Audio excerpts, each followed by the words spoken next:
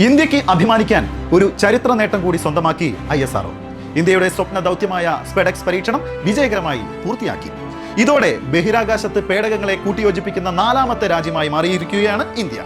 ദൗത്യം പൂർത്തിയായതിന് പിന്നാലെ ഡോക്കിങ്ങിന്റെ വീഡിയോ ദൃശ്യങ്ങളും ISRO പുറത്തുവിട്ടു.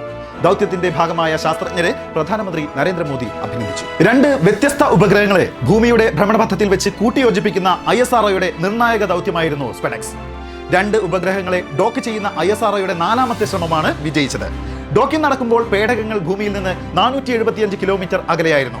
ഇന്ത്യയുടെ വരാനിരിക്കുന്ന സുപ്രധാനമായ ബഹിരാകാശ ദൗത്യങ്ങളിലേക്കുള്ള പ്രധാന ചുവടുവയ്പ്പാണ് സ്പെഡെക്സ്. ചന്ദ്രനിൽ ഇറങ്ങി പാറയും മണ്ണും ശേഖരിക്കുന്ന ചന്ദ്രയാൻ 4 ദൗത്യത്തിൽ ഡോക്കിംഗ് നിർണായകമാവും.